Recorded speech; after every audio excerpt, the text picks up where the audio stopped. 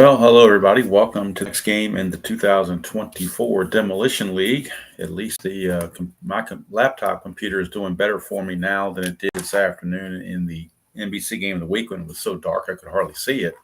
Now it's back to a more normal setting, so hopefully you guys are able to see it okay. Kansas City and Pittsburgh. Going to take it from the top. Need to do rest rolls. So that's why I don't have the lineup here because I don't know who's going to be injured and who's not. So we will have to go and see. Hello, Ben. I'm feeling much better than I did this afternoon, in case you were curious. Yes, much, much better. I'm in my wheelhouse now, to use a payoff pitch term, with Strat-O-Matic. All right. So first thing we're going to do is look at the ballpark effects. We're in Pittsburgh. We're going to roll it's a night game in the April-May category, so we're right in here. Roll the D20, see if we get good, bad, or average, or bad weather. 14 through 20 is bad weather. 5 through 13 is average. 1 to 4 is good. We get a 5, so it's average weather. So that's 1 to 16 and 1 to 13 for singles, lefty and righty. And for home runs, it is 1 to 8 and 1 to 5. So those got that out of the way.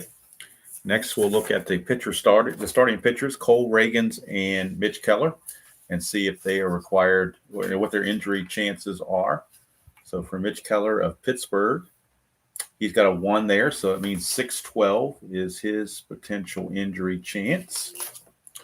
And for Kansas City, Cole Ragans, he has a 0, so he cannot be injured. So Ragans cannot be injured, so that is step 2. Now we need to look at who needs to rest. And also I have the score sheet from the previous game, which the Pirates won 4-3.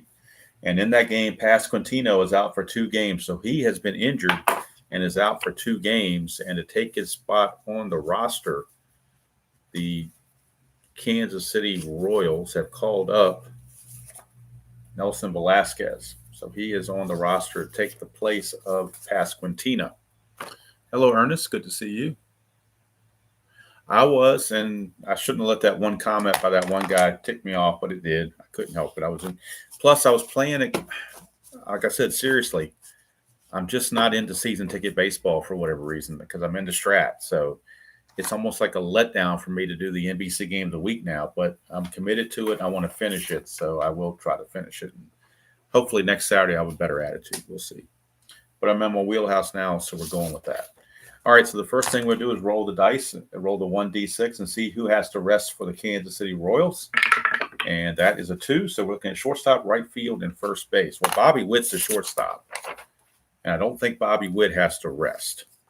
Yeah, I'm sure he got over 600 plate appearances, which he does. So Bobby Witt is not affected by that.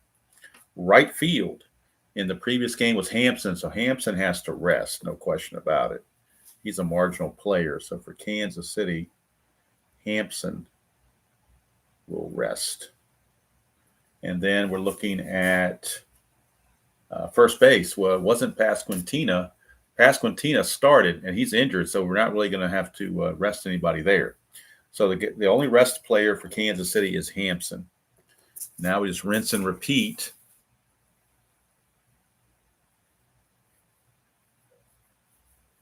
Oh, thank you. I appreciate it. Well, I mean, if you didn't agree, that's fine too. I mean, everybody's got their opinion. And opinions, there's no real right or wrong in an opinion, I don't suppose, unless you're just like totally goofball. But anyway, let's look and see about the injury chances or the rest rolls for the Pirates. What positions are checked? Center fielder, catcher, and third base. Okay. Center fielder in the previous game is Michael Taylor. I imagine he has to rest, but I'll double check it. I don't think he has enough at bats or plate appearances, I should say. Yeah, he's under 300. So Michael Taylor definitely has to rest.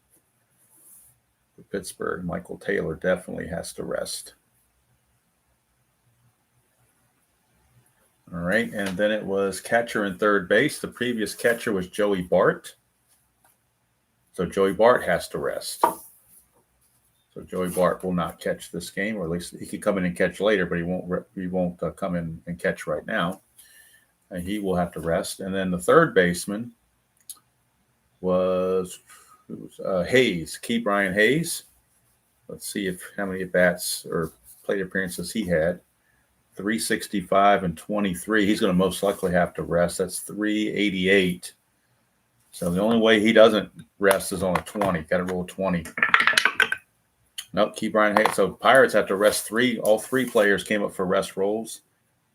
Taylor, Bart, and Hayes all have to rest for Pittsburgh. So that'll make making the lineups a little bit more interesting when you got to rest guys.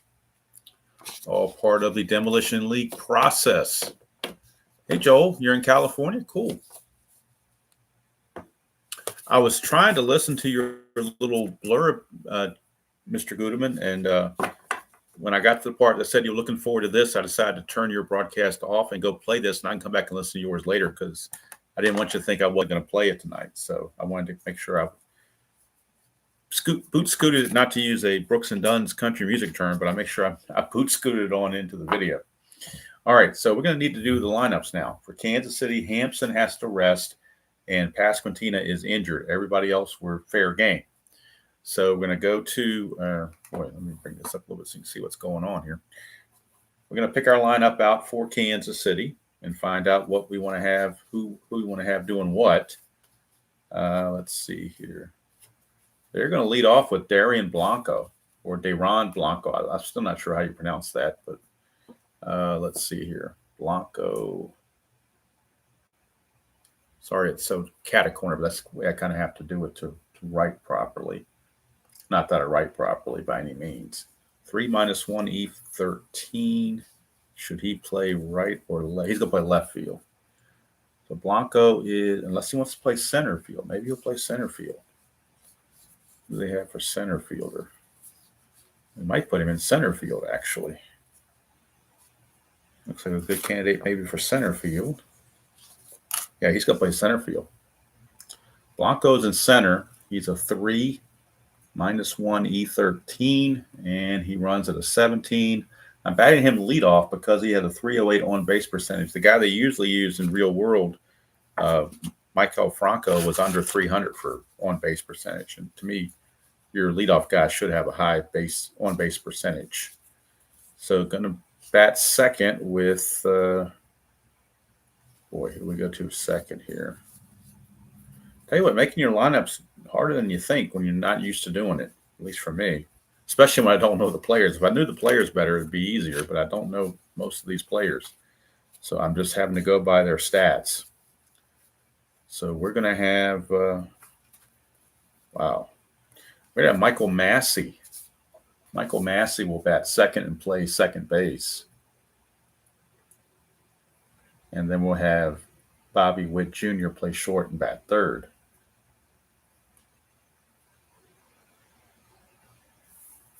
I know Dr. Gudeman called this part of the Strat-O-Matic festivities Strat Zen. I'm not sure how Zen this is for you guys, but it's a necessity for the Demolition League when you're not doing as played and you got to figure out the lineups. And you get to see my bad penmanship all in one spot. I mean, how much better can it get than that, you know? All right, Salvador Perez will catch and bat cleanup. His T rating's a 13. He's a 3 minus 2 E1, and he runs at an 8. All right, we're going to have next. Next, we are going to have. You know what? I'm going to move Blanco to left field. I just changed my mind. He's got the same rating, but he's going to be in left field. I forgot Kyle Isbell is a center fielder. But he's going to bat ninth. He's like a pseudo leadoff man for the next inning. But he's a 1 in center field, so I want to keep that 1 in center field. So kind of jump down there. Let's see here. Adam Frazier usually plays second, but he also is rated for first base, and the first baseman had to, first baseman Pasquantino is not in the game. He's injured, so we're going to go with Frazier playing first base. Give him a game at first base. He's a 4E30. And that's a 13 for him. Then we will go to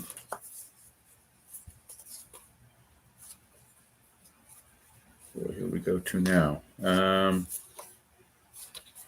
going to go to Hunter Renfroe in right field. And he is a 4, -3 E3. Hope this part of the game does not bore you guys to tears here. We're going to have M.J. Melendez, the designated hitter, bat 7th. Running out of 13. And then we need a third baseman. And this is where I could bring in Mikal Garcia. Or we could go with somebody else. We could go with Loftus. Now we're going to go with Garcia. He usually hits leadoff, but he's not doing so well in the leadoff position. So we will put him at third base, where he is a 1E16 and a 16. All right, so that is the Kansas City lineup. And their starting pitcher for them is Cole Ragans, a left-hander. So the Kansas City lineup is complete. Now we need to do the Pittsburgh lineup. And they're going to be facing a lefty, so they got to keep that in mind. And they also have to rest 3 of their players. So that's another thing to keep in mind. You're dealing with rest and what side of the mound the pitcher throws from. So let's get Kansas City out of the way and go to Pittsburgh. This is the 5th game for these two teams. All the other teams have played 5 games. That's why this is game number 25. So Joey Bart has to rest. We know that Michael Taylor has to rest wherever he went. Now, I can't find him either. Where did he go? I may have already taken him to the side. Let's see here. I guess I did. Well, Joey Bart's got to rest, so he goes to the bench. Yeah, I put Michael Taylor to the side, so Michael Taylor has to rest. And Ke'Bryan Hayes has to rest. All right, so now we're going to have to really do a makeshift job on our lineup against the lefty Ragans. So you kind of want to lead off with a right-hander, I would think. They're going to lead off with Andrew McCutchen, and he's going to be the DH. Old guy, but he gets on base. He's 328 on base percentage. So that's McCutchen.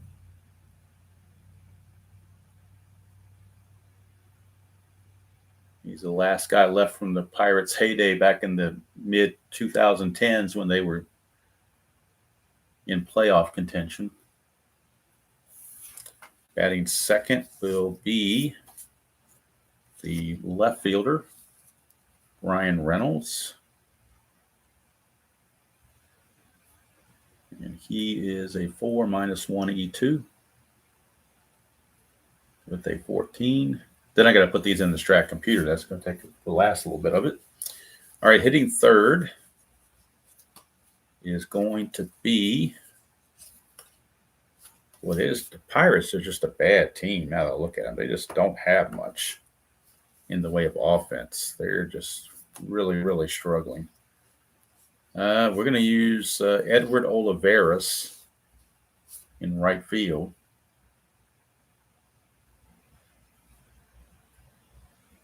And he is a 4 +1 E4.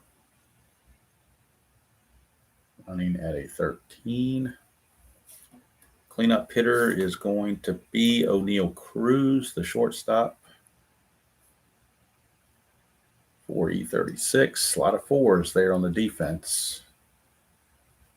Runs at a 15. We're going to have Connor Joe play first base. And he is a 4 E3. There's another 4 defender. And the 13.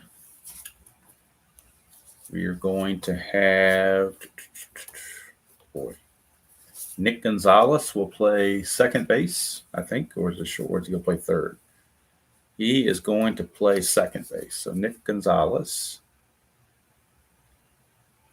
second base, and he is a 4 E10, another 4. Those 4 defensive ratings are going to catch up with you eventually. Kind of unavoidable. We're going to have Henry Davis, the catcher, will bat 7th. Since Bart has to rest, they have to use Davis. He's a T6. But he's terrible defense. A 5 + 2 E5 and an 11. And I realized this when I picked Pittsburgh and Miami to be in this league. I knew there was going to, you can't have all great teams. You got to have some bad teams thrown in there. Here's Triolo, and he is at third base. 2 E5 and a 14. And then last but not least in center field, Jack Zawinski. And Zawinski is also another 4. So 4 - 1 E2 with a 15. Zawinski. So the entire Pirates outfield has a 4 range. All their players have 4 range. So look for a lot of balls to drop in for base hits for the Royals. Don't be surprised when that happens. You just can't play with fire that much and not get burned. All right, so now we are finally ready to put this thing in the computer and get going here. Get the lineups in the computer, I should say. Now that I've made my lineups, now I'm going to go to the computer, Strat computer, and update these and get them where they need to be so we can play this game. See, Blanco is in left field, leading off. Massey is at second base, batting second. Witt, shortstop, batting third. Perez, catcher, batting fourth. Frazier at first base will hit fifth. Renfroe, right field, hit sixth. Melendez, DH, will hit seventh. Garcia at third will hit eighth, and Isbell in center. So they're set. Now for Pittsburgh, we got McCutchen, the DH. He will lead off. Reynolds bats second. Oliveros in right field will hit third.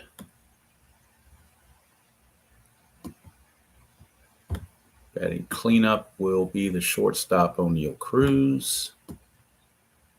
Connor Joe bats fifth, first base. Gonzalez at second will hit sixth.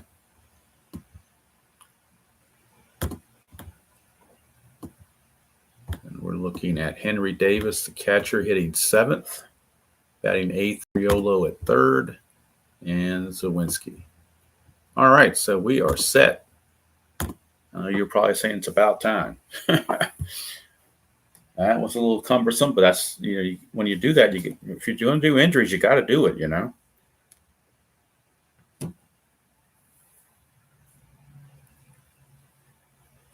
All right, so hello, Ernest and Doug. If I missed you guys, good to see you. So Mitch Keller is 0-1 with an ERA of 22.50. He went 2 innings in his first start. He started opening day against the Yankees and got blown away. In 2 innings, he gave up a bunch of runs for a 20. I think he's probably 2 1/3 innings. Strat computer rounds it off. But it's a 22.50 ERA, and he's got 8 walks in 2 innings. So he had the walk issues for sure. He's going to give it a go here in this game against the Royals. And Dayron Blanco will lead things off for Kansas City.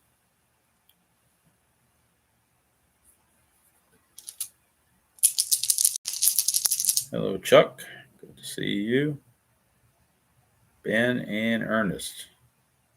And if Mr. Gudeman's still there, good to see him as well. All right, here is, I realize that, college football is going on, but I can't stop the world for college football. People can watch this stuff later, When you think about it, if I get 150 views on a particular video, probably only 25 to 30 were live. The rest of them were later on. So it really doesn't matter whether somebody's here live or not in the long run, because most people are going to watch it on demand. So. All right, here's Blanco. He is hitting .333. He's 1 for 3. on the young season, and it's a 1-9, and that is a fly ball to left field. One away, and we'll see how low Mitch Keller's ERA can drop from that 22 that he started with. It's already down to 19 point something. Here's Michael Massey. He's 0 for 1. He's only had one at bat all season. 4-11 against the left-handers, a fly ball left field X. And again, all the outfielders for Pittsburgh have 4 ranges, so these things might drop in. 4-11, he might get lucky and get to that. 4-11 might get to it. No, he might not either. 4-11 is a single, so that'll drop. That's a 9, and he's an E2, so there's no problem there. But you're just going to have a hard time catching those in between fly balls when you're 4 range of defense. It's just not going to help your pitcher. Yeah, can we say hook 'em horns? I almost came up here with a roll of toilet paper and a yardstick or a ruler to do roll tide, but I didn't want to do that. So obviously they're overrated massively. I'm not a Florida State believer. I just think Alabama was way overrated. They don't have Nick Saban anymore, so to me that's it for them. They're going to be top 15, 20 at best. Their national championship days are behind them. Not with they don't have Saban anymore. So here is Bobby Witt. Witt's hitting 415 at bats. 2-11, and that's going to be a hit by pitch. So he gets plunked.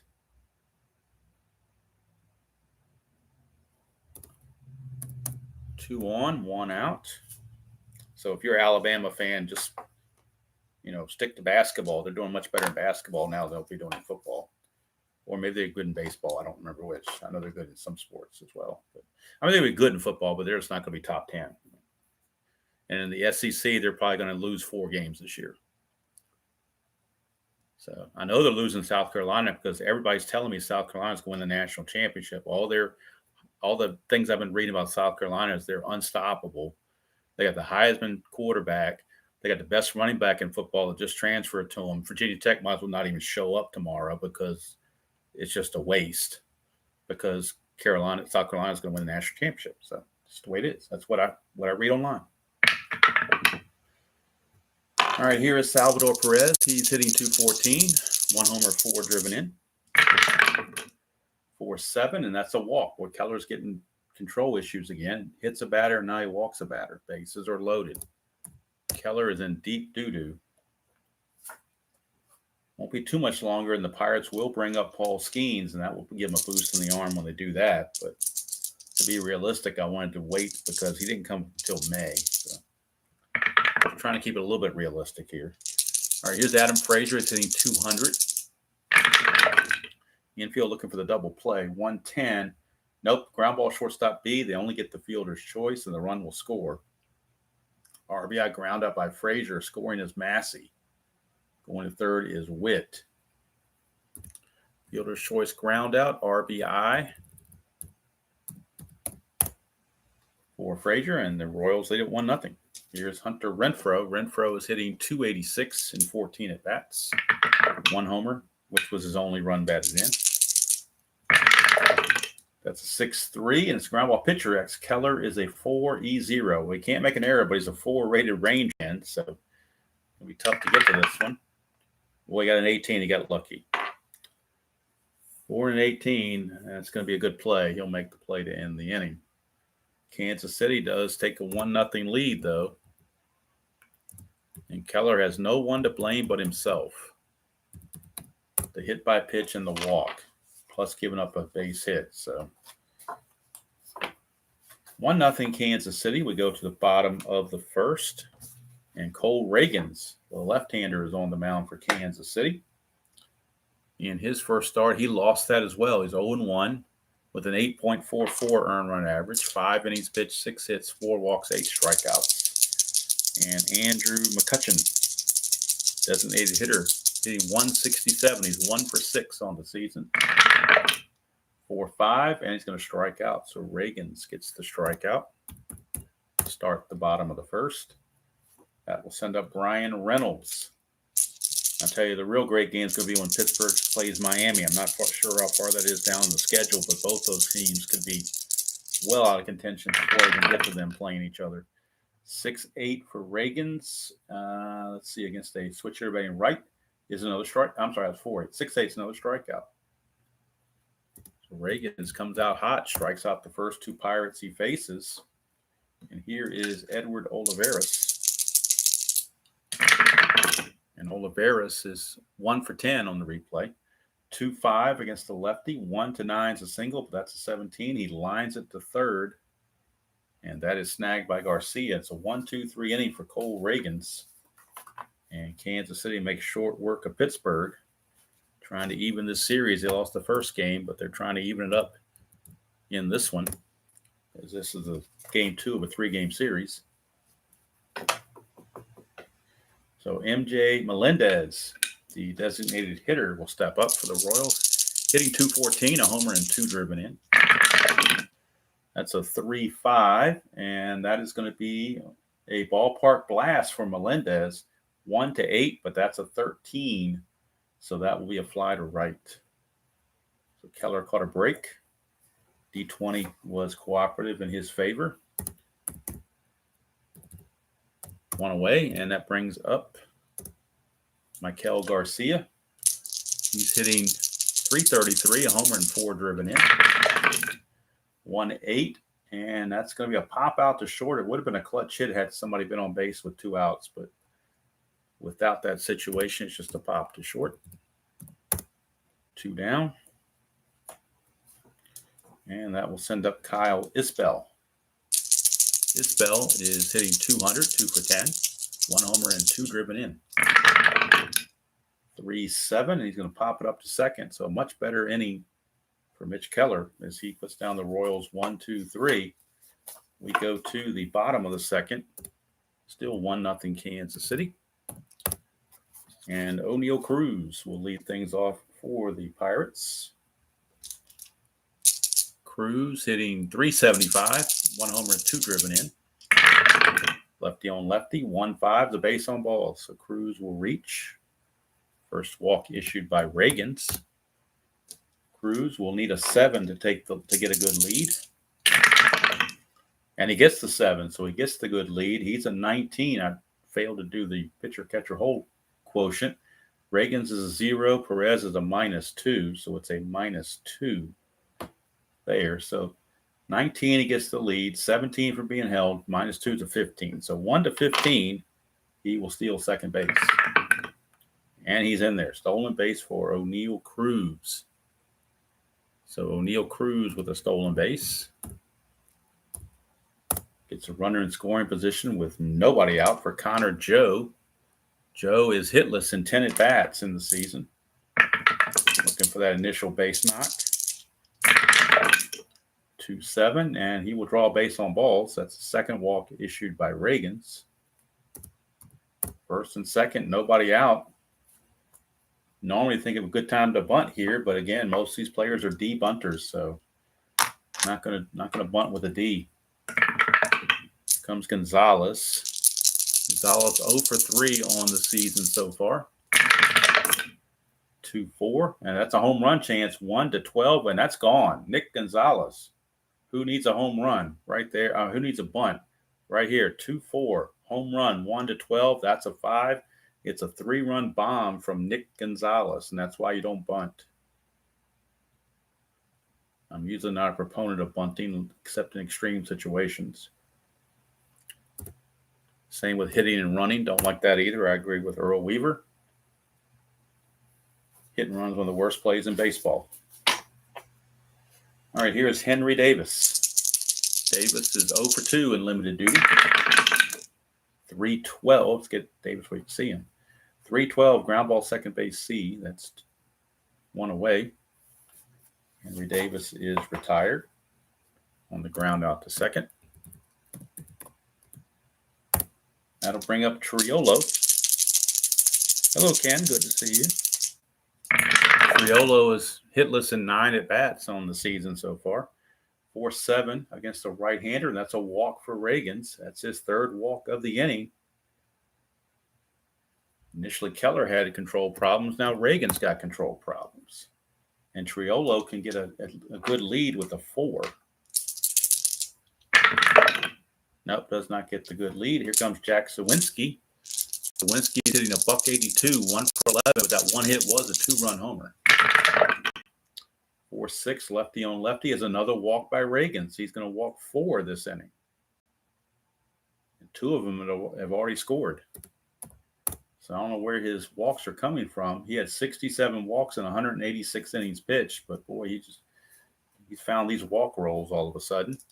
First and second, 1 out for McCutcheon, who struck out his first chance. 4-11, right-handed. That's a fly ball left field X. We are looking at Blanco. He's a 3E13. 3 E13. 3 and a 20, he'll get to it. E13 and a 16 might be the problem. E13 and a 16. Nope, there's a 12, 15, and 17, but no 16. So for Kansas City, fortunately for them, Blanco was able to make the play, and there's 2 down. And with it being a 20 on the D20, runners could not advance. So here's Brian Reynolds. He struck out his first chance. That's a 6-5, switch hitter batting right-handed, 6-5, ground ball shortstop X. That's Witt. He's a 1. You know we can get to it. We're just checking the E16 with 2 outs. We don't know about double plays or anything. E16, E16 and a 17. That could be interesting. Shortstop, E16. There's 17. That's a 2-base error. 2-base error on Bobby Witt right here. You just see it. E16. A 17, that is a 17. So a 2-base error by Bobby Witt. That will score Triolo and put Sawinski to third base. Obviously, unearned run there. And anything that happens after that will be unearned as well.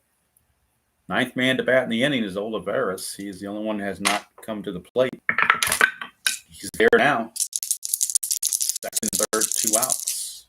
It's 1-6, and that's a 1-7 double. That's a 15. He flies to left to end the inning. So Pirates send 9 to the plate, and they get an Abraham Lincoln 4-score inning and take a 4-1 lead over the Kansas City Royals. So as soon as we talk about how bad Pittsburgh is and they can't score, they put up 4 runs. But on all honesty, Cole Ragans helped them out with those 4 walks. That certainly had a lot to do with it. All right, Keller now given new life and a 4-1 lead. Faces the top of the order, Blanco. That's a 2-11, and that's a ground ball to second. Easy play there for Gonzalez, 1 away.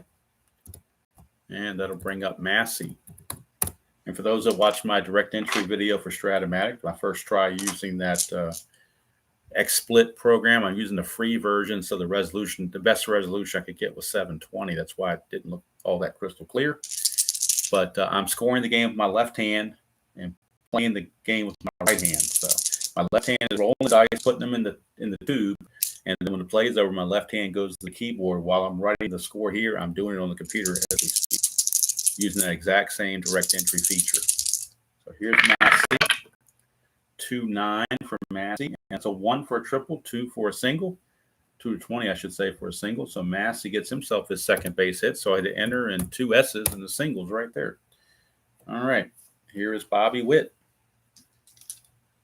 Witt was hit by a pitch his first chance.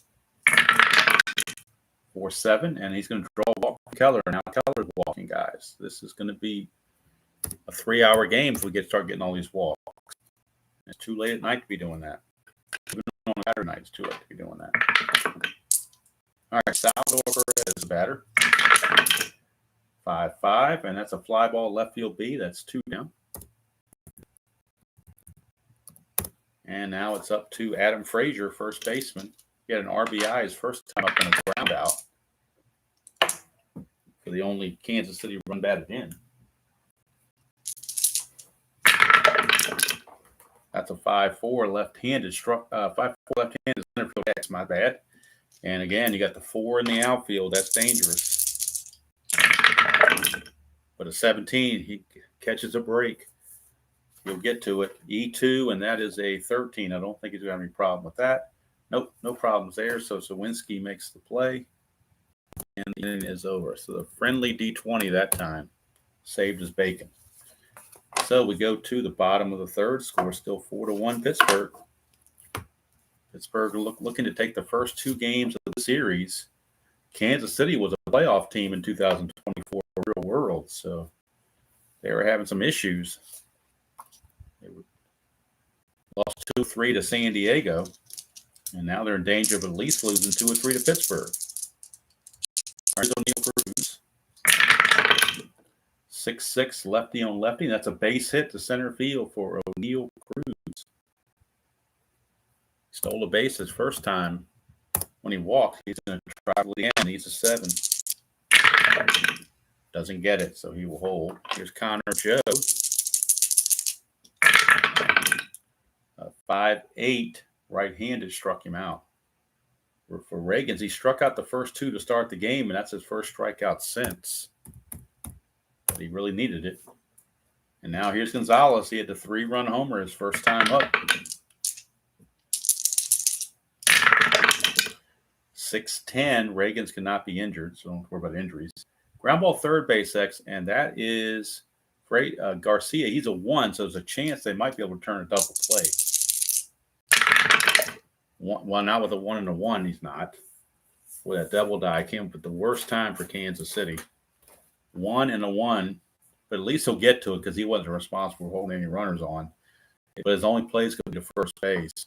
That's a 9, and he is an E16. No 9 there, but his only play is to first base to get Gonzalez. Cruz will take second. But at least the fact he was a 1 means he didn't allow it to go down the line for a double. So I guess, got to look at the silver lining there. 2 down for Henry Davis. Oops. Dropped my D20. Henry Davis, his first time up, he grounded to second. 5-6, and it's a 1-4 triple, but that's a 7, so he flies to left to end the inning. So at the end of 3, it is still Pittsburgh 4 and Kansas City 1.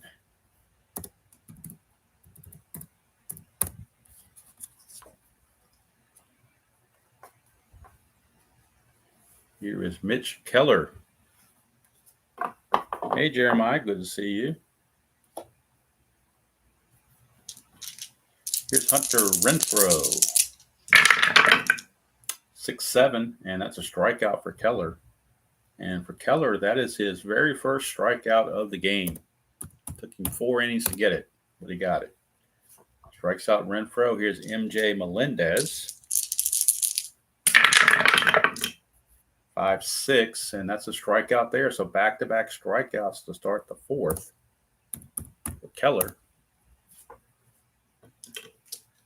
He's actually lowered his ERA down to single digits now. It was at 22 when the game started. Now it's down to 9.53 as of this moment.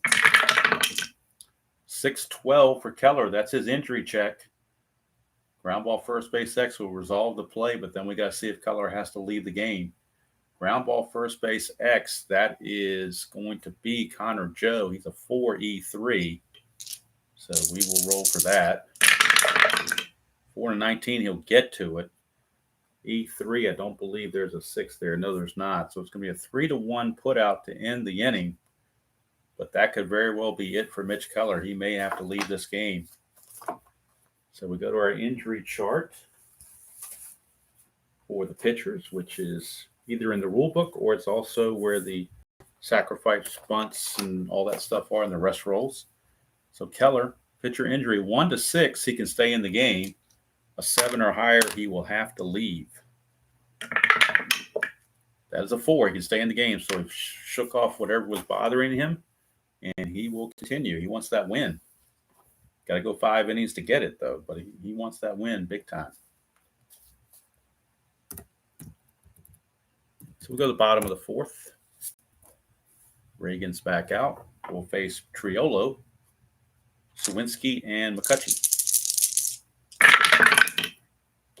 6-7. And that is a ground ball second base X. That is Massey. He's a 3E6. And 3 and 16, he'll get to that E6 and a 9. I don't think that'll be a problem. It is not. So 4-3 ground out. One away. Whoops. There we go. Scored correctly in the computer here. Here's Zawinski. He pops a second his first time up. 4-4. Catcher X. That's Perez. He's a 3E1. 3 and a 10 for a catcher. Now we got to take the injury chart and flip it inside out to get to the catcher. 3 and a 10. P/F. So we've got a foul out coming unless there's going to be an error. He's an E1, and that's a 4, so there is no error. So it'll be a foul out to Perez, 2 down. And back to the top of the order for McCutchen. 3-9 for McCutchen against the lefty. There's another walk issued by Ragans. That is his 5th walk. McCutchen used to steal a lot back in the old days, but he's not going to do it now. There's Brian Reynolds. 4-11, switch hitter batting right-handed. Fly ball left field X. We are looking at the left fielder, and that is Blanco. He's a 3E13. 3 and a 20. Well, that was almost a 2. 3 and 20, he got to it. But the E13 and a 14, that might be an issue. E13, nope, 12, 15, and 17. He had a 14. I believe he had a 16. So he's bounced all around it, but he's made the play, which is all that counts. As Al Davis of the Raiders would say, just catch it, baby. All that counts. Doesn't have to be pretty. Just catch it, baby. So we go to the 5th. Keller back out, fought off that possible injury, and he'll be facing Kyle Isbell. 2-6 for Isbell, and that's a ground ball right back to Keller for 1 away.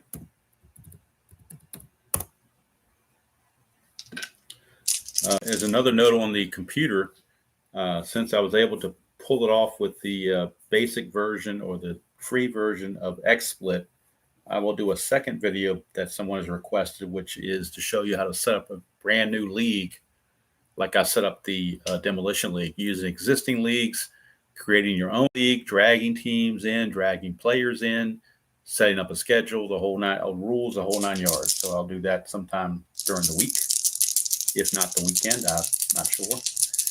All right, here's Dayron Blanco, 2-5, and he's going to strike out.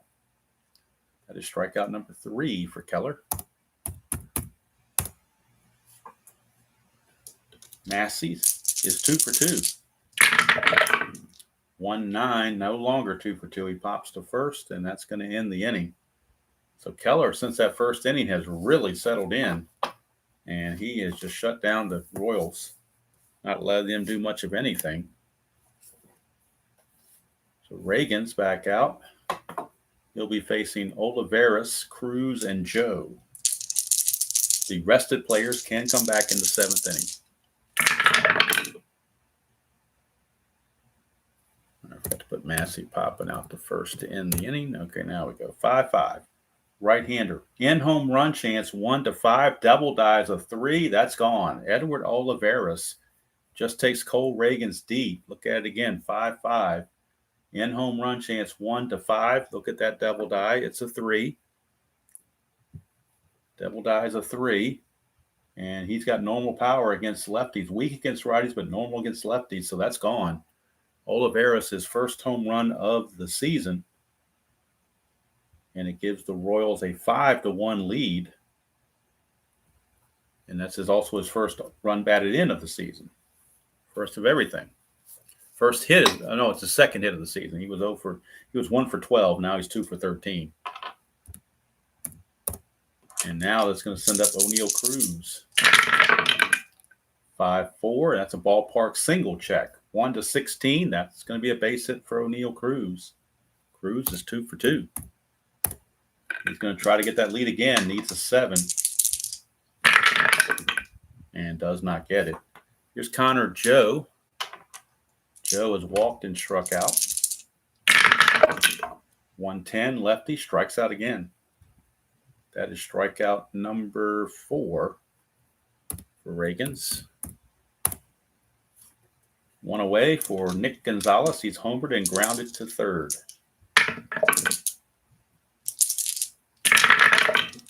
5-3, and that's going to be another base on balls for Ragans. And that is walk number 6 for Ragans. Henry Davis, the catcher, steps up. He's 0 for 2. 2-4, left-handed. That's a strikeout. Strikeout number 5 for Ragans. 2 down, and it's going to be up to Triolo in a clutch situation to extend the lead. 3-6, and he does not do it. He pops up to short to end the inning. But the home run from Olivares gives the Pirates a 5-1 lead after 5 innings. Not sure how much longer they're going to stick with Cole Ragans. We'll have to wait and see. This is Keller's fatigue inning number 6. So they will keep an eye on that. And Bobby Witt will lead things off for Kansas City. He's been hit by a pitch and he's walked. He is not having an official at bat.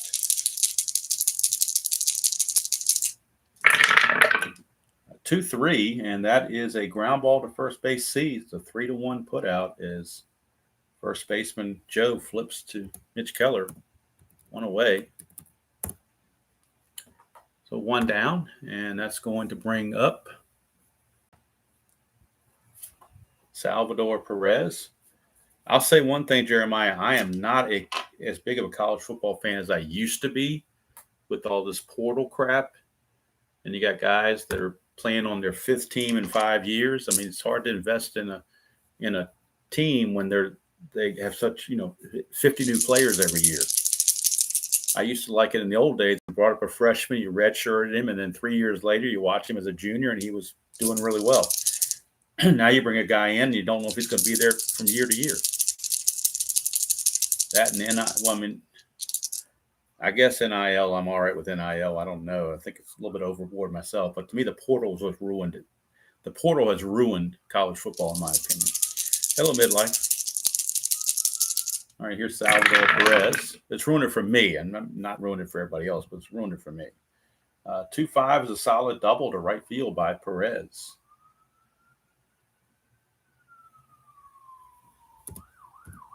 I mean, I think players were getting paid under the table back in the old days anyway, so that's not that big of a deal. But the portal thing is what gets me, and that's not just football; that's basketball and pretty much every sport you can think of. 2, and that's a possible ball for pass ball. Pass ball rating on the catcher Davis. He is not a very good catcher, that's for sure. But his pass ball rating is only a 3, so he might get lucky. But it's a 3. He commits the pass ball when you know it. Pass ball.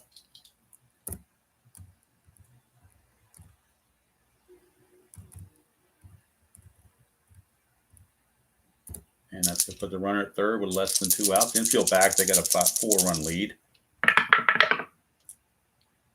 Here's Frazier. 1-7, and that's a walk. Yet another walk by Keller. Both pitchers are giving up the walks big time. Let's see, 1, 2. That's the 3rd walk for Keller. Plus he hit a batter. 3 walks and a hit batsman. And then Ragans with his 6 walks. So first and second, 1 out for Hunter Renfroe.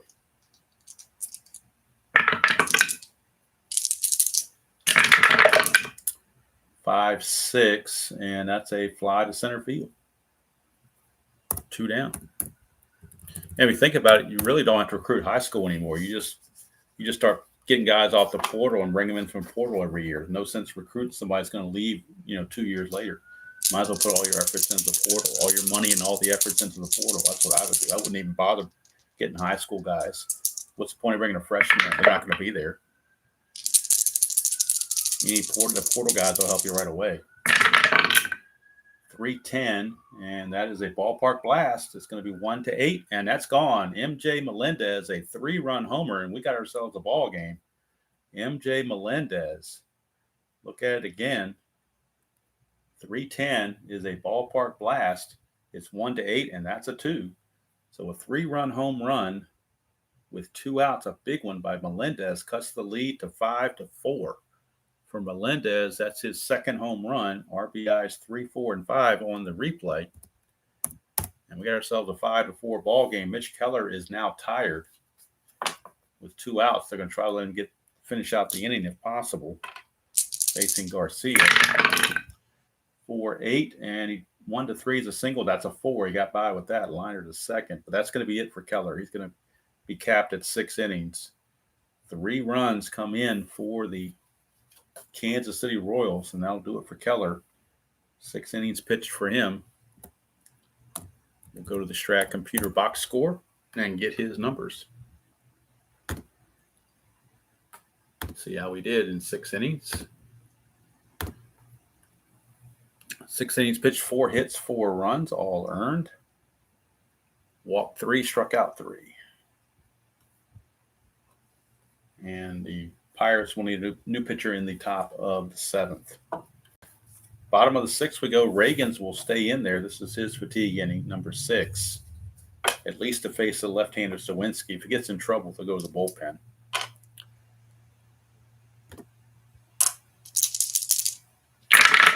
Sawinski, 1-3. He's going to fly to left. That's 1 away.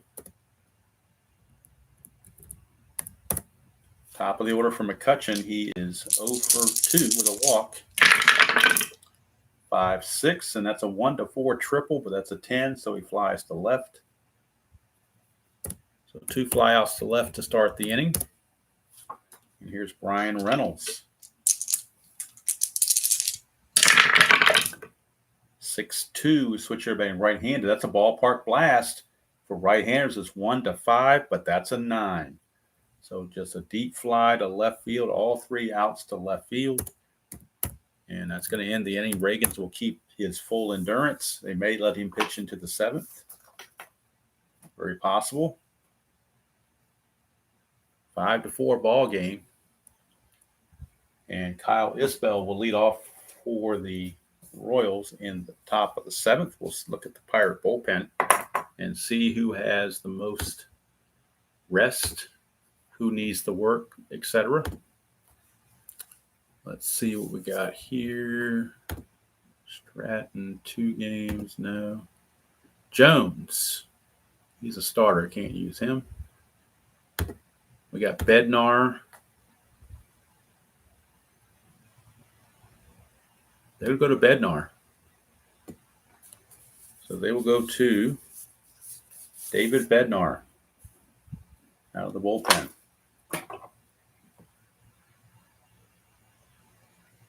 Bednar, on his replay, has pitched 2 innings, given up no runs. He has no 1-loss record, no saves. 1 hit, 1 walk, and 2 strikeouts.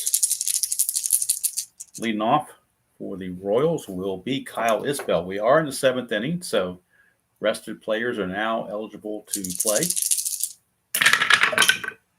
for 7, and that's a walk. So Isbell is now the tying run at first base. He needs a 4 or a 5, and Bednar is a +9, so that makes him a +5 by default. So if Isbell can get the lead, the stolen base is going to be almost automatic. Needs a 4 or a 5. Does not get it. He might even try with the secondary number. 12 being held as an 8, the +5 to 13 would be a 1-13. That's 65%. They're going to send him on a 1-13. And he's in there, stolen base. Just because you don't get the lead doesn't mean you can't try. Not when the pitchers are that bad. So Isbell steals the base. Even without the good lead, it was close, but he made it. Now here's Darian Blanco, or Deron Blanco. Keep wanting to call him Darian, but it's spelled like Deron. 4-10. I keep meaning to find out what his name is pronounced as. 4-10's a ballpark single. 1-13. That's a base hit. It's going to put runners at the corners, and Bednar is in trouble. Royals have runners at the corners, and Blanco is almost assuredly going to run. It's just a matter of, well, he gets the lead automatically. So we're just rolling to see if he gets picked off by chance. He does not. So 19 being held to 17, but it's a 1-19. And Davis with the T6 throwing arm. I just think you let him steal. You don't want to take that chance. So Blanco will steal second base unopposed. Second and third, nobody out. So Michael Massey, the infield has come in for the Pirates. We get a 4-11 left-handed. That's a fly ball right field X. That is Olivares, a 4-E-4. Even if he gets to this, the fact that he's a 4 is almost going to guarantee no worse than the sacrifice fly. But with a 5, it could probably be a double. Let's see. 4 and a 5. Nope, single 2 stars. I'll still score both runs. 2-run single off the bat of Massey. And the Pirates have taken the lead. They've come all the way back. I'm sorry, the Royals have come all the way back to take the lead by the score of 6-5. Bednar has not done well in relief at all. And here's Bobby Witt Jr. He's faced 3 batters now, so they could take him out, but they're going to let him pitch to Witt. See if he can at least get an out. 1-7, and that's not going to be good either. 1-14 is a double. That's a 5. Double 2 stars. And Bednar just can't get it done. Last batter Bednar is going to face is Perez. After that, we got Frazier, and they're going to bring the lefty to face Frazier. I got a feeling. So Bednar now infield is in once again for Salvador Perez. It's a 3-7, and that's a fly ball center field B question mark. Massey runs at a 13. It was hit to center. Center fielder arms. Zawinski's a -1.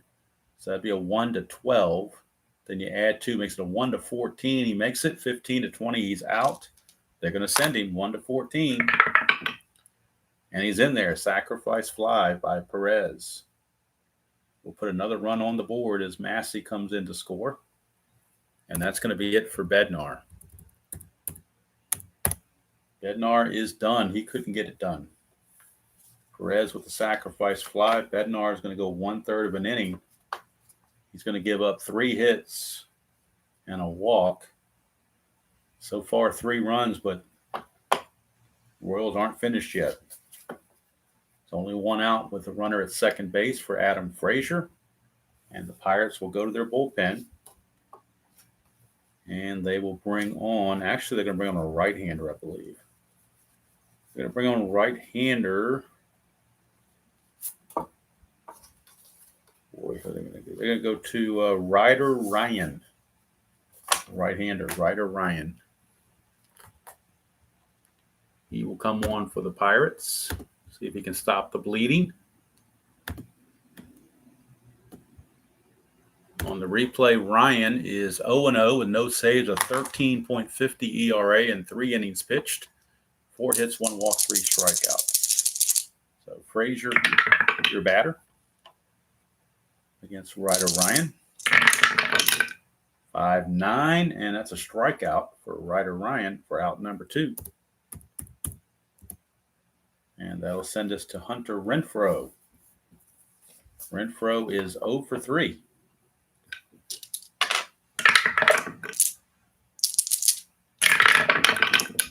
4-7, and that's a strikeout. So Ryder Ryan comes in and strikes out the 2 he faces to close out the inning and keep the Royals at just the 3 runs. But it is now a 7-5 ball game. 3 runs into 6 and 3 runs into 7th. The Royals looked dormant for the first 5 innings, but they've exploded right here. And now, they're going to bring Cole Ragans back out. He has nothing against his point of weakness. So Ragans is now in position to win the game if he can hold on. Edward Olivares, who homered his last time up. 1-6, and he's going to 1-7 double, but that is a fly to left. So the last 4 outs by the Pirates have all been fly balls to left field. They have been keeping Blanco busy out there. Here's O'Neill Cruz. He's 2 for 2. 5-5. He's 3 for 3. That's a double for Neil Cruz. And now the tying runs at the plate in Connor Joe. Although Joe is 0 for 2 with 2 strikeouts and a walk. 6-5, and that's a ground ball shortstop X. We're looking at Witt. He's a 1E6 with a runner at first. We need to roll the D20 now to make sure it's not a ground ball C. Let's see, it's 16, so I don't think that's going to be a problem. That should be a G1 all the way. Let's see, that's a 16, and he is an E16. 16 and a 16 is short. 16, no 16, so it's good play, and it is a G1 with that 16 there. So as a G1, the runner will have to hold. So 2 down. And that will leave it all up to Gonzalez, who homered, had a 3-run homer early in the game. He's up in a clutch situation.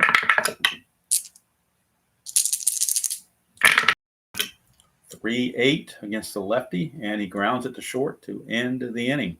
That's going to be it for Ragans. They're going to cap him at 7 innings, but he will qualify for the win. Go to Strat computer and see what the final totals were on Ragans.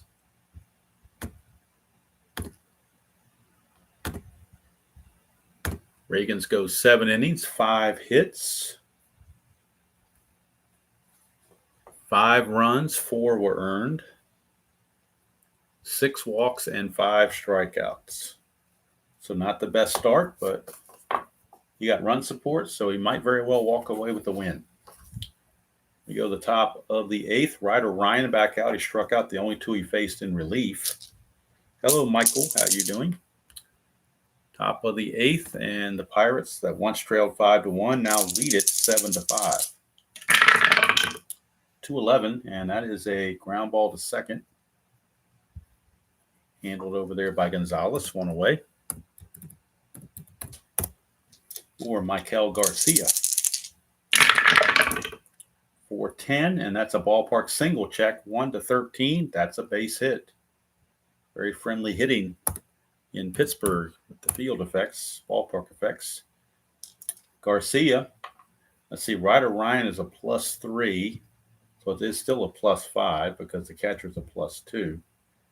So obviously Garcia is going to be looking to get a lead, 2 through 5. Does not get the lead, but he's still going to go. He's a 13, being held a 9 because it's -4, but then the +5 to 14. So 1-14, he'll still be safe.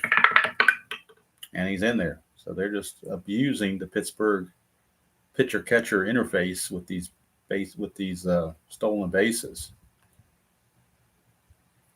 Stolen base by Garcia. Puts him in scoring position for Kyle Isbell. Isbell is 0 for 2 with a walk. 1-4. That's a fly ball to right. That's 2 down. Now, can the runner on second go to third? I don't see why he shouldn't. He runs at a 16. It's a B question mark, so he can go. 16, right fielder arm. Olivares +1's a 17. Plus you add 2, makes it a 9. So the only way he's out is on the 20. Actually, on 20, he holds. Everything else, he makes it. So he will go to third on the fly out.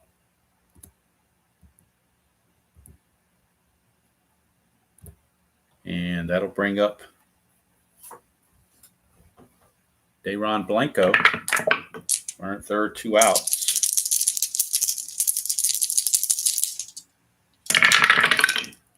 2-6 for Blanco is a pop to short, and that's going to end the inning. So the runner going to third did not manifest itself into a run. Pop out to short took care of all that. We go to the bottom of the 8th. The score still 7-5, Kansas City. Ryder Ryan might very well come out for the third inning because he only had one thing against his point of weakness. Only gave 1 hit on his fatigue inning. Now the Pirates can now start using some of their pinch hitters, as Kansas City will be going to a member of their bullpen to replace Cole Ragans. So we'll check the computer for their bullpen and see who's got the most rest and who can pitch and all that good stuff. Looks like Stratton. We're going to go with Stratton. So it will be Chris Stratton. Both these teams have a Stratton. Pittsburgh's got a Hunter Stratton, and Kansas City's got a Chris Stratton. I don't believe they're related, but they both have Strattons, in case you're curious. So Stratton will do the pitching for Kansas City. And on the replay, this will only be his second appearance. He made one appearance, pitched one inning, gave up a hit, a walk, and a strikeout, but no runs. And let's see, he's a 0 holes. That makes him a -2.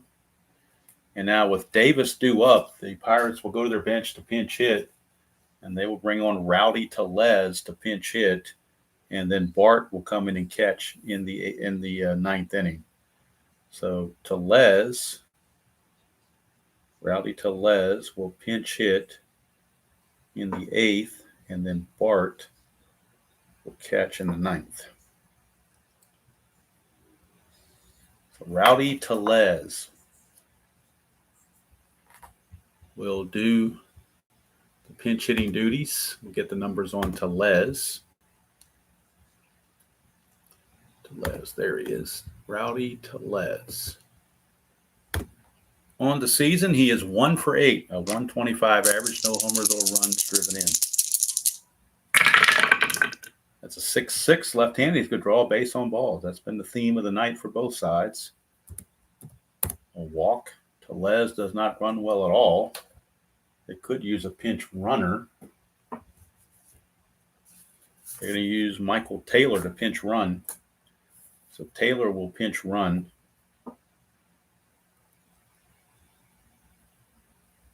Taylor will pinch run. Bart will come in to catch. Taylor, as the runner, could get a lead on a 4 through 6. Or, I'm sorry, 4 or a 6, I should say. 4 or a 6. Whoa, we got a hop and dice. That's an 8. He does not get the lead, and he will not try it without the lead. So that'll bring up Triolo. So on the computer, I got to bring in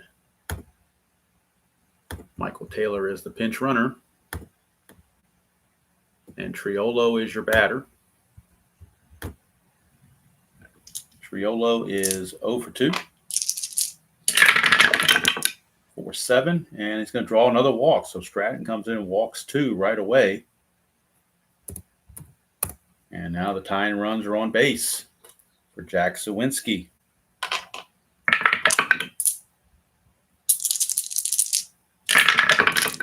3-7 for Suwinski is a ground ball second base. That's going to be a double play, 4-6-3. There was a plus sign there, but the infield was not in, so that had no effect. The double play is good. 6-4-3, or 4-6-3 rather.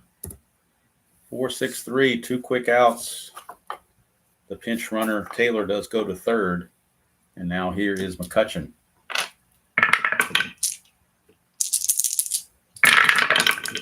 By 4, that's a fly ball center field X. That's Isbell. He's a 1. We know he's going to get to it. We're checking the E5. E5 and a 10 is a good play. That's going to end the inning. So it looked promising for Pittsburgh, but the double play quickly took that out of the equation. And now the Strat computer is buzzing at me, telling me to bring in a new catcher, which I'm going to do. Joey Bart will come in to catch. Bat in Davis's former spot, number 7. And now for the Pirates, Ryder Ryan will come in and pitch the third inning, at least start it anyway. Give it a shot to start the third inning. I'll move the cards over here. You can see them better. Kind of going off the scorecard here. So we got Massey, Witt, and Perez due up for the Royals. 4-7, and that's a walk. What else is new in this game? Ryan with the walk. Massey, not going to go anywhere. Here's Bobby Witt. Bobby Witt. 4-5. It's ground ball shortstop X. That's a potential double play. Cruz, though, is a 4E36, so he's going to need a good D20 to get to this. 4 and a 14 may not be good enough to get a double play. He'll get an out, but I doubt he gets a double play. 4 and a 14, nope, he's just going to get a fielder's choice out of it. And that's if he doesn't make the error. He's an E36, and this is a 7. There's no 7 there, so it's going to be a 6-4 fielder's choice for the first out.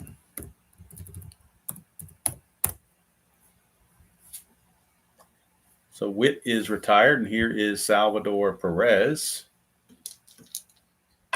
I'm sorry, Witt's at first base because they retired Massey at second. So Witt, a chance to get the lead, needs a 2 through 6. Does not get the lead. He will hold. And here is, or maybe they're trying without the lead, do they? Yeah, might as well. 13, not being held is a 9 because you didn't get the lead. So the secondary number calls you to -4 for a 9, but then you got the +5 hold. So 1 to 14, might as well go. And he got caught stealing. So got greedy. Got greedy and got caught stealing. But they're playing with house money anyway. They got a 2-run lead in the 9th. They figured they're playing with house money, so why not take a chance? That was a 70% chance. It just didn't work. All right, here's Salvador Perez. The base is empty. 4-5, and that's a ground ball shortstop extra. Right back to O'Neill Cruz. He's a 4E36. 4 and a 17, he'll get to it. E36 and a 9, I think should be all right. Yep, no error there. So O'Neill Cruz makes the play, and we go to the bottom of the 9th. Last chance for the Buccos. And we'll see who they're going to do it against. As Stratton went his 1 inning, and he walked 2. But that double play sure did help him out. So we go to the bullpen for the Royals. And we are looking for their closer. And their closer, looks like here was MacArthur. He had 18 saves. Pretty sure he had the most. Will Smith had 1 save. So we're going to go with James MacArthur. He had 18 saves. Royals desperately in need of a win. So James MacArthur will be facing Reynolds, Olivares, and Cruz. Heart of the order for the Pirates. But they'll have to do it against MacArthur. We'll get the numbers on MacArthur out of the bullpen.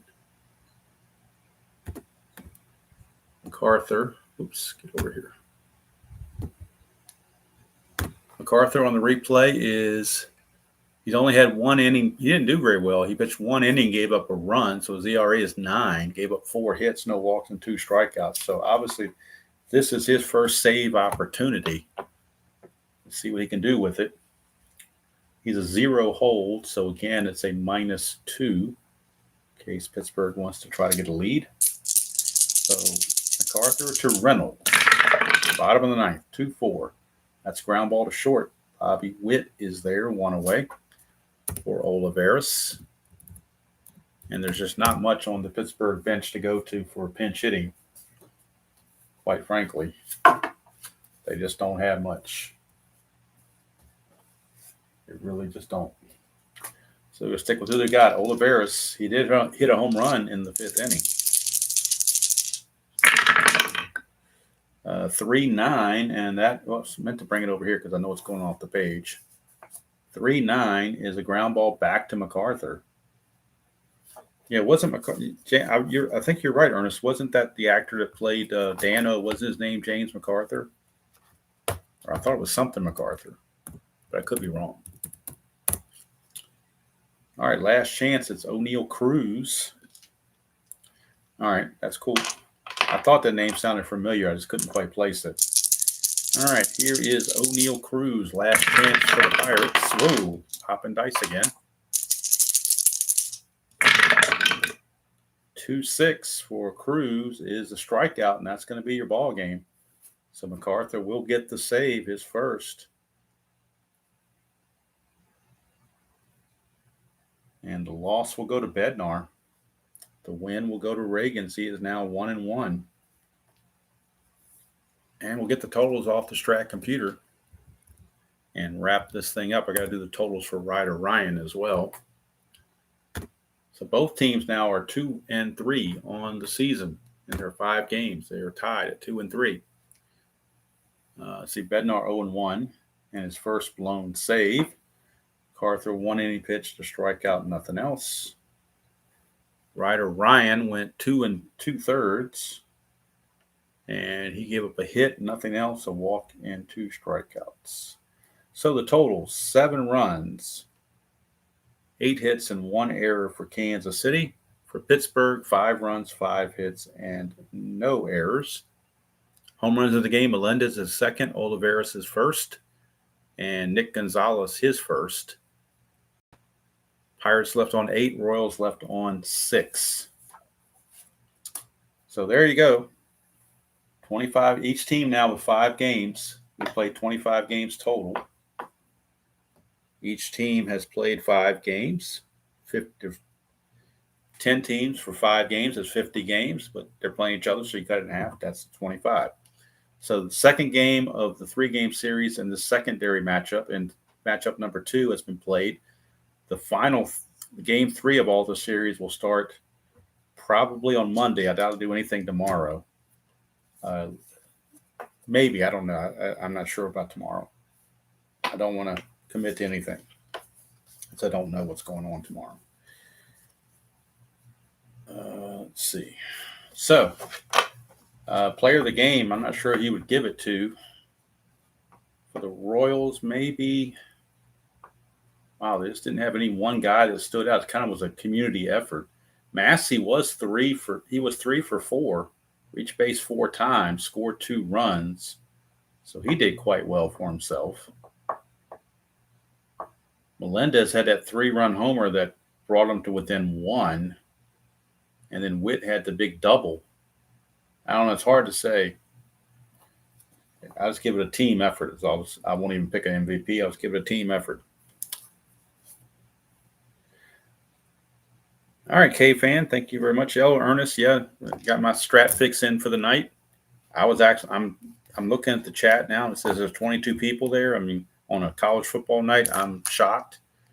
I almost didn't do this because I thought it'd be useless with all the college football fans out there watching that instead of this. But I said, what the hey? Like I was saying when I first started, majority of the people watch these videos after the fact. Very few catch them live, so it almost doesn't matter when I do it. It's almost irrelevant. So now I'll just do it when I feel like doing it, when I have time. I don't worry about what's on TV, who else is streaming, or any of that stuff. So if Dave Gardner, RJL, and ID Jester are all streaming, and I feel like streaming, I'm going to stream too. And if only one person watches that, that's fine. Because, like I said, most people watch it on the replay. All right, so Pittsburgh drops to 2-3. Kansas City improves to 2-3. And looking at the standings, again, it's very early, just 5 games for each team. But Minnesota sits on top with Los Angeles at 4-1. San Diego, Oakland, and the Yankees are 3-2. Toronto, Kansas City, Pittsburgh, and Chicago are 2-3. And the poor hapless Marlins are 0-5. Now, are they 0-5 because they're really, really bad, or are they 0-5 because all their games have been against the top 2 teams in the league, Minnesota and Los Angeles?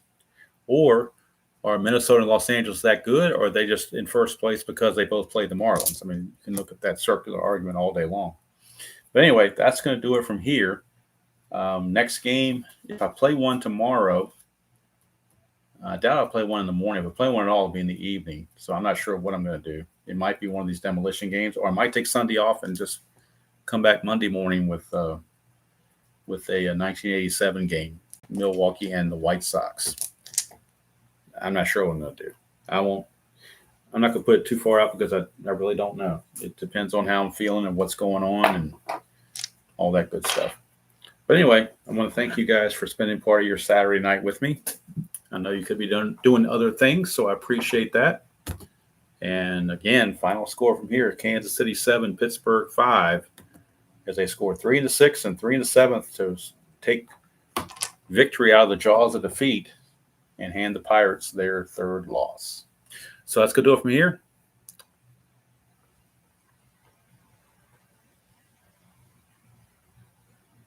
Cool. That's fine, K-Fan. I'm just happy you're watching. I'm happy you're enjoying it and you find it entertaining enough to watch. That's good enough for me.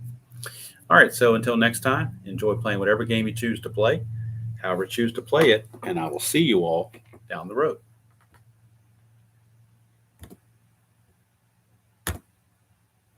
I got to get some juice.